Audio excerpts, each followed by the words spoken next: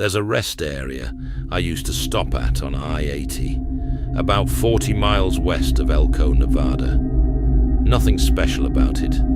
A couple of picnic tables, a vending machine that ate quarters, and a payphone that hadn't worked since probably 2003. I stopped there so many times over the years that I knew which parking spot had the smoothest pavement under it, which one the wind hit hardest coming off the flats. You get to know places like that when you spend enough time on a road. I'm not going to tell you that rest area is haunted. I don't use words like that. What I'm going to tell you is that some of the things that happen to me out there, and to people I've met out there, don't have explanations that I'm comfortable with. And I've had a long time to think about most of them. 19 years I've been driving. Started on a regional route out of Salt Lake. Moved to OTR when my youngest got old enough that me being gone 4 days at a time wasn't going to break anything. I've put close to 2 million miles on various rigs, and I can tell you that the road at night is a different thing than the road in the day. Not poetically different, functionally different. The rules feel slightly looser out there. The things you'd normally dismiss in daylight, you can't dismiss quite as easily at 2 in the morning on an empty stretch of Nevada desert. I've heard a lot of stories from a lot of drivers. Some of them I believe, some of them I don't. The ones I'm going to share with you tonight are the ones I believe. Make of that what you will. The first one is mine. I was running a load out of Reno, heading east on I-80, empty trailer, deadhead back to a yard in Salt Lake. It was late February, and the weather had been ugly all week, but had cleared up that afternoon, so I had a window, and I was using it. I left the Flying J outside of Reno around 11:30 at night. Full tank, coffee in the cup holder, nothing unusual. The stretch between Winnemucca and Elko is about 125 miles, and at that hour, there's almost nothing out there. You can go 20 minutes without seeing another set of headlights. That's not unusual. That's just Nevada. I was maybe 30 miles past Winnemucca, probably around 1:15 in the morning, when I noticed the truck. It was parked on the right shoulder, maybe a quarter mile ahead of me. No running lights, no flashers, just sitting there dark.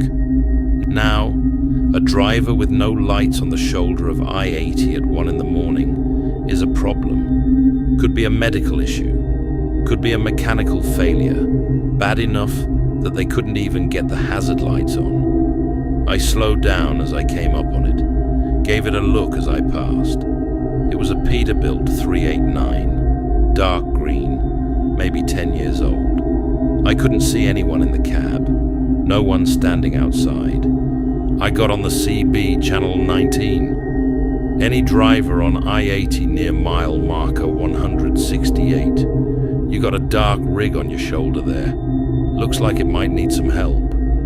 Nothing. Tried again. Nothing. I gave it another mile and thought about it, then did something I almost never do. I pulled off, turned around on the median crossover, and went back. By the time I got back to mile marker 168, there was no truck there. I know what you're thinking. You're thinking I miscounted the markers, or it was further back, and I went past it. I thought the same thing. I drove back 1.5 miles in each direction. Shoulder was empty both ways. There was no turn-off between where I'd seen it and where I stopped. No ramp, no ranch road, no break in the barricade cable. The ground on both sides was flat desert. If a truck that size had pulled off into the scrub, there would have been tire tracks at minimum. There would have been broken brush. I sat there on the shoulder for about 5 minutes with my hazards on, trying to figure out what I'd seen. Then I got back on the CB one more time, and someone answered. The voice was clear, no static, which is unusual out there in the basin. Male voice, older, calm. He said, "Thanks for checking, brother. I'm all right." That was it.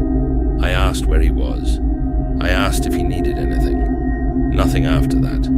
Just the quiet hiss of an open channel. I checked in with my dispatcher the next morning, mentioned what I'd seen. He didn't have anything. I called Nevada DOT on a whim, asked if there'd been any breakdowns reported near mile 168 that night. The woman I spoke to was polite. She checked. She said no incidents were logged in that corridor between 10 p.m. and 4 a.m. I've driven that stretch probably 100 times since. I've never seen a dark rig on that shoulder again. What I do know is this. About 2 miles past mile marker 168, there's a section where the guardrail has been replaced relatively recently. The concrete below it is a different color than the rest, newer. You can see it in daylight if you know where to look. I don't know what happened there. I never looked it up. Some things I've decided I'm better off not knowing. There's a guy named Dennis who runs a regular lane out of Memphis on I-40 West through Arkansas and into Oklahoma. I met him at a Petro truck stop in Amarillo about 3 years back. He's the kind of guy who orders his coffee black and doesn't say much unless he's got something worth saying. He coaches his son's little league team in the off-season. He told me his story slowly, the way you tell something that you've turned over in your head enough times that you know exactly which words to use. He said it happened on a Tuesday night in October, somewhere between Little Rock and Fort Smith on I-40. He was westbound, loaded, running just under the speed limit.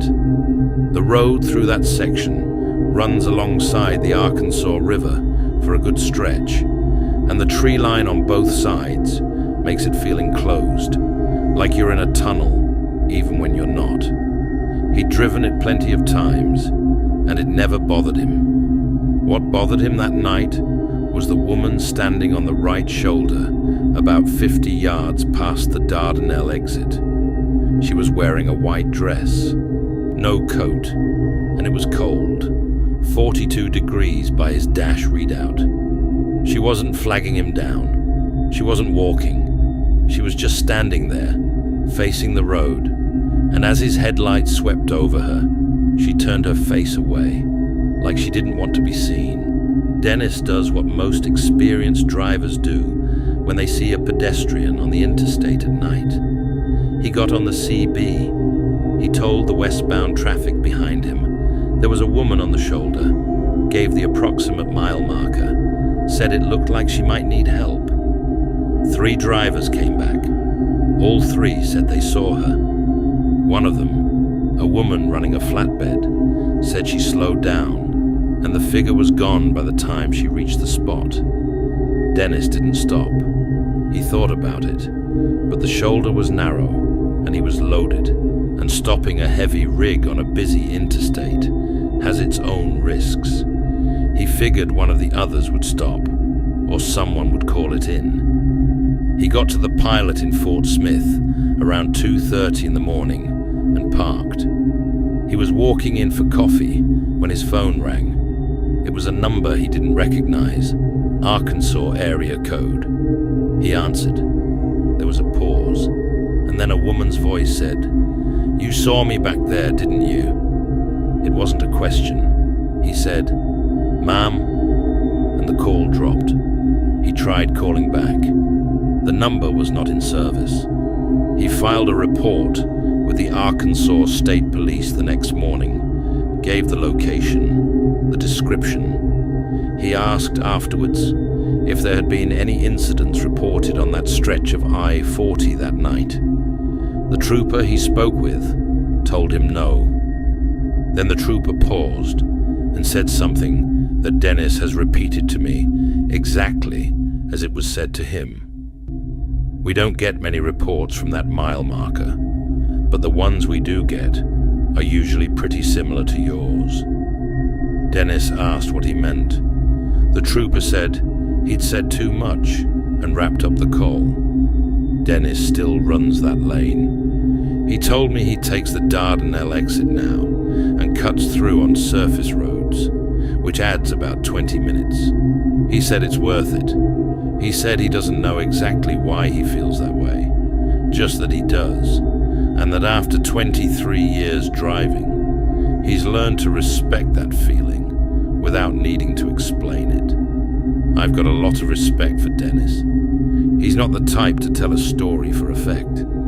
He told it once, flat and even, and then he finished his coffee and went back to his truck. Something similar happened to a woman I know named Carla, but the details are different enough that I want to make sure you hear both. Carla runs temperature-sensitive loads, usually produce or pharmaceuticals, out of a distribution center in Phoenix. She's been doing it for 11 years. She drives a Freightliner Cascadia with a refrigerated trailer, and she knows her equipment better than most people know their own homes. She's precise. She's methodical. She's the kind of driver who does a full pre-trip every single time. No shortcuts, not even when she's tired and behind schedule. Her story takes place on Highway 93 in Arizona, heading north out of Wickenburg toward Kingman. It's a 2-lane state highway through some remote high desert terrain, and at night, the darkness out there is the kind that feels like it has weight. There are no lights. The road climbs and curves through rocky passes, and your headlights only show you what's right in front of you. It was around 3 in the morning in July. She'd been on the road since 10 the previous night. She was loaded, running a pharmaceutical delivery, and she had a hard appointment window in Kingman. She was on schedule, but not by much.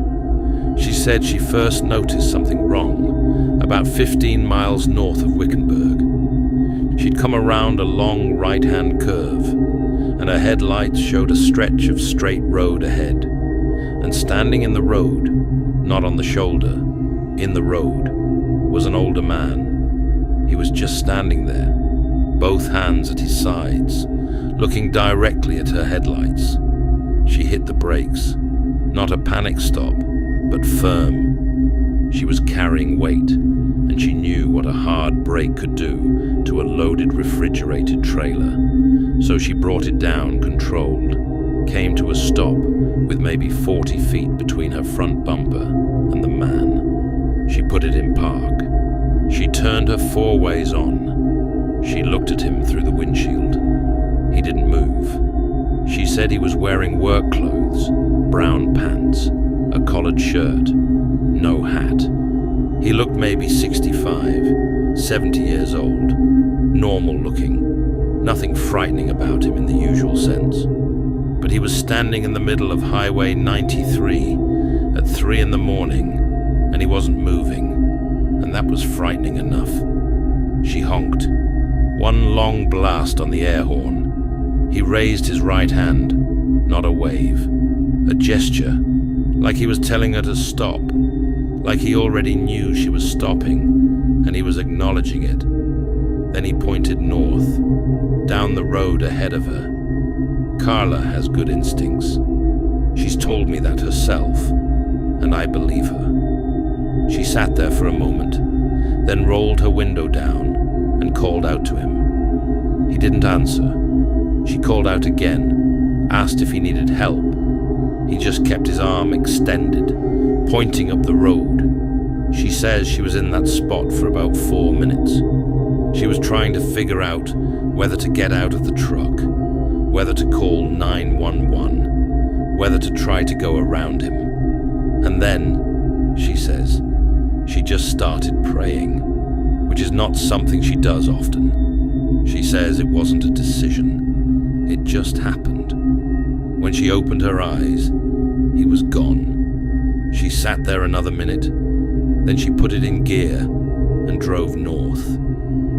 About 3 miles up the road, she came around a curve and found a truck that had jackknifed across both lanes.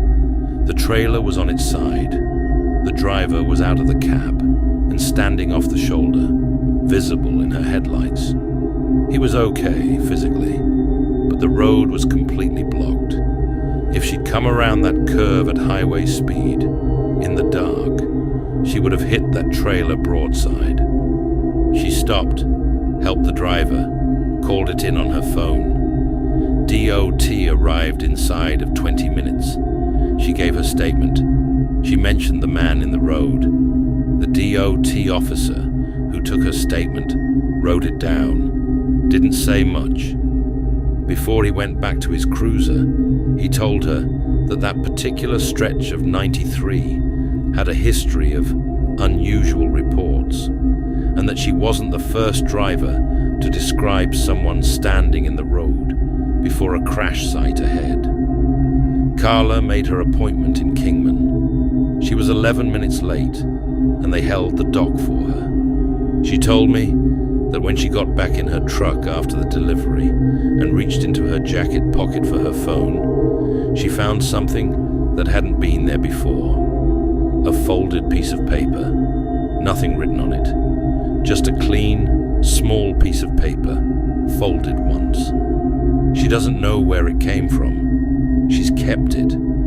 She said she can't explain why, just that throwing it away felt wrong. I want to tell you about a run I heard about from a driver named Ray Ochoa, who I've known for about 6 years.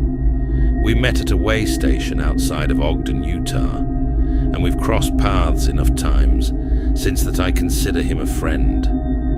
Ray is from Albuquerque originally, mid-30s, runs a regular lane between New Mexico and Colorado. He coaches his daughter's soccer team when he's home, which by his estimate is about 40% of the time. He's one of the most level-headed people I know. He doesn't exaggerate. He doesn't dramatize. He told me this story sitting in the cab of his Kenworth T680 in the parking lot of a Flying J in Trinidad, Colorado, about 2 years ago. He told it like he was describing a route, calm and sequential, but his hands didn't move the whole time he was talking. Ray usually talks with his hands. He was running northbound on US 550 in New Mexico, which is a highway that goes through some genuinely isolated mountain terrain between Bernalillo and Durango. Beautiful road in the day. In the night, between Aztec and Durango especially, it can feel very far from anything. He'd done it hundreds of times. It was a weeknight in November, around 11 p.m. He was running light, an empty trailer back to a yard in Durango. He'd stopped in Aztec to fuel up and stretch his legs, and he was well rested, full cup of coffee, nothing wrong with him. About 20 miles north of Aztec, he picked up a passenger. I want to be careful how I say that. He didn't stop and pick someone up. That's not what happened. What happened is that he became aware, gradually, that there was someone in the passenger seat. He was on a straight stretch of road, dark on both sides, and he'd just checked his mirrors out of habit and looked back at the road ahead, and in his peripheral vision, he registered that the passenger seat was occupied. He turned to look. There was a man sitting there, young, maybe mid-20s, wearing a dark jacket, looking straight ahead, same as you would if you were a passenger. Ray told me his first thought was not fear.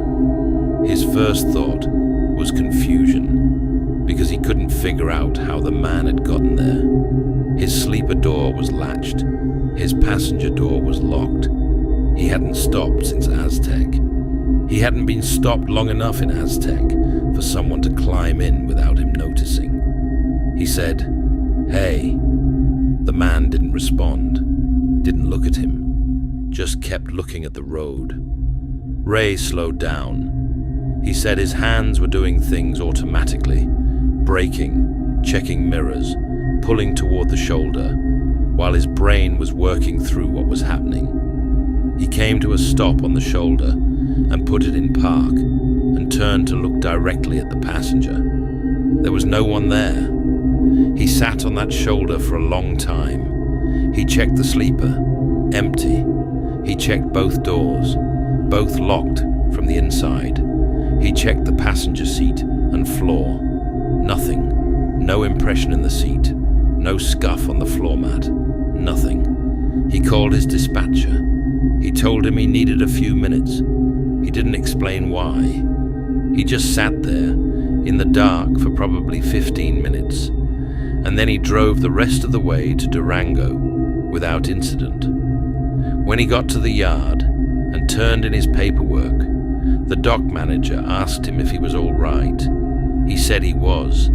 The dock manager said he looked like he'd seen a ghost and laughed. Ray didn't laugh. He looked into the road later. US 55. Oh, through that stretch has a difficult history. There was a significant accident near that area some years back. A head-on collision involving a pickup truck during a period when a segment of that road was particularly dangerous. He didn't find anything specific that matched. He said he didn't want to find anything specific. What he did tell me is this. On his next run-up, 550, about 3 weeks later, he stopped at the same pull-off where he'd gone to the shoulder that night. In the daylight, he walked around the rig, and on the passenger side door, in the dust that had accumulated since his last wash, there were 3 lines, parallel, the way you'd make them if you drag 3 fingers across a dusty window from the outside. He'd been running 60 miles an hour when the man appeared. The door had been locked. He hasn't figured out what those lines mean. He drives 550 regularly. He hasn't had it happen again. But he told me he never leaves Aztec after dark anymore if he can help it. He says he can't explain why. It's just a rule he made for himself. About a year ago, I met a woman at a truck stop diner in Flagstaff, the kind of place that's been there since the 60s and smells like hash browns and cigarette smoke from 20 years of absorbed memory. She was sitting at the counter when I came in, both hands around a coffee cup, not looking at anything. I sat down 2 stools away, ordered, and after a while, we started talking the way you do when you've both been alone in a cab for too many hours. Her name was Sandra. She'd been driving for 14 years, mostly regional in Arizona, but occasionally longer runs into California. She had the quiet, deliberate way of speaking that comes from spending a lot of time alone with your thoughts. She told me she'd been on her way from Flagstaff to Barstow on I-40 when something happened that she'd been trying to explain for the past 8 months. She was westbound, loaded with manufactured goods, and she'd come through the stretch between Seligman and Kingman, which is a long open section of I-40 where you can see a long way in every direction when it's clear. It was around midnight, and the sky was big and clear and full of stars, and she said that under other circumstances it would have been beautiful. Around mile marker 71, she saw a sign for an exit she hadn't seen before. Now, Sandra had driven I-40 through that area more times than she could count. She knew the exits. There's not much out there. A few ranch access roads. Nothing commercial between Seligman and Kingman proper. But this sign, white letters on green, like any other highway sign, indicated an exit in half a mile for a town called Harlow. She didn't know any Harlow in that area, but the sign was there. She almost didn't take it. She told me that. She said her instinct was to keep going, that she had a schedule and no reason to deviate. But she was low on fuel, lower than she'd like to be, and the sign also indicated a truck stop at the exit, so she took it. The road off the ramp was paved, and it went about 2 miles before she came to what looked like a small town. A gas station, a diner, a few buildings, lights on in the diner. She pulled in, and the lot was big enough for a rig, and there was one other truck already parked there. She went inside. There was a man behind the counter, and a couple of people at a table in the back. Normal enough. She ordered coffee, and asked the counterman if he could have someone top off her DEF tank. He said he'd send someone out. She asked for a receipt when it was done, and he said no problem. She sat there maybe 40 minutes. The coffee was good. The man behind the counter was friendly, without being chatty, the way good counter people are. The couple in the back were quiet. She said it all felt normal.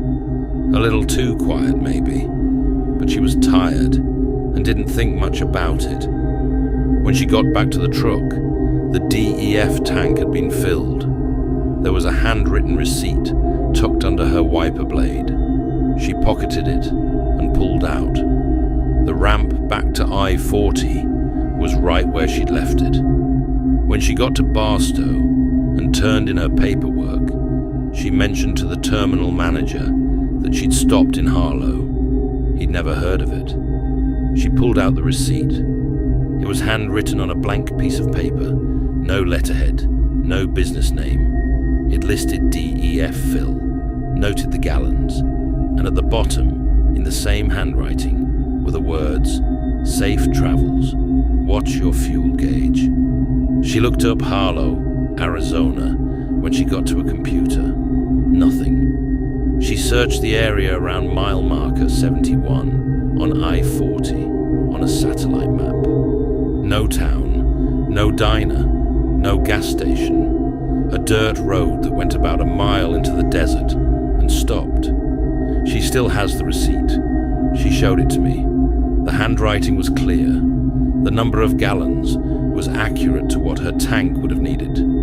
DEF, diesel exhaust fluid, runs about $3 a gallon at retail. The receipt listed no charge. She's gone back to that stretch of I-40 twice since. No exit sign for Harlow.